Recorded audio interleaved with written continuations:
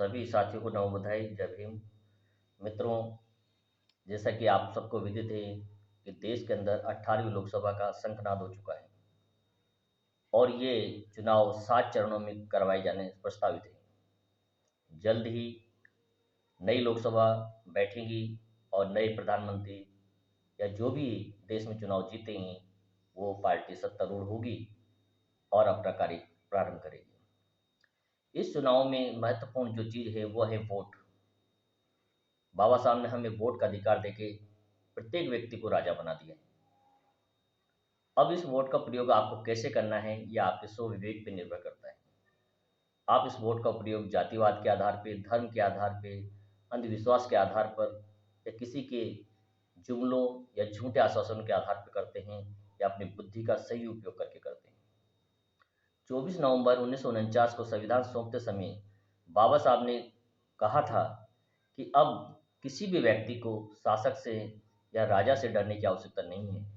मैंने रानी के उस पेट का ऑपरेशन कर दिया है जिसके पेट से हमारे शासक, हमारे राजाओं का जन्म होता रहा है। अब भारत के हर नेता व हर शासक का जन्म सिर्फ मतदान की पेटी से होगा और इस मतदान की पेटी का मालिक मैंने आम जनता को बना दिया है।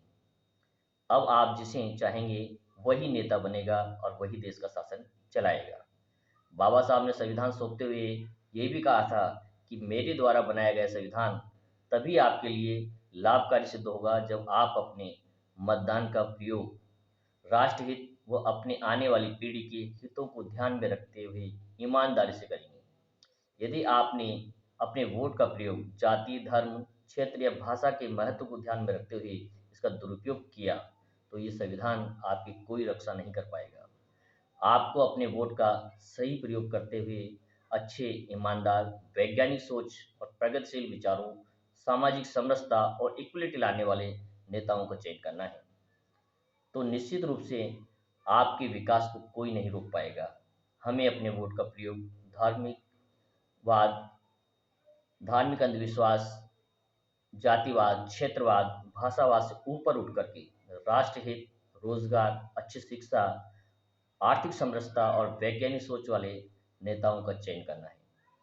बाबा साहब ने पहले ही कहा था कि कोई भी संविधान कितना भी अच्छा लिख दिया गया हो, लेकिन उसको लागू करने वाले लोग यदि ईमानदार नहीं हैं, देश के प्रति समर्पित नहीं हैं, तो अंततः वो संविधान बेकार साबित होगा। और यदि सब सामान्य संविधान भी लिख दिया गया हो और यदि उसे लागू करने वाले ईमानदार नेता हैं, तो निश्चित रूप से वो संविधान अंततः महत्वपूर्ण और सफल साबित होगा। आप सबसे निवेदन है कि लोकतंत्र के समर के अंदर सभी की बातों को सुनें, सभी को विचार करें और अंत अपने आने वाले भविष्य को ध्यान में रखें, अपने बच्चों के भविष्य को ध्यान में रखें।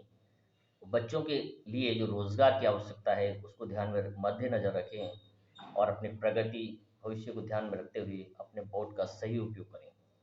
किसी भी प्रकार के धार्मिक भेदभाव में ना आएँ, धर्म के लालच में ना आएँ, जातिवाद के लालच में ना आएँ और अपनी जाति, धर्म और से ऊपर उठ करके राष्ट्रहित में बच्चों के भविष्य के लिए, अच्छी शिक्षा के लिए और अच्छे रोजगार के महत्व को समझते हुए अपने वोट का सही उपयोग करें।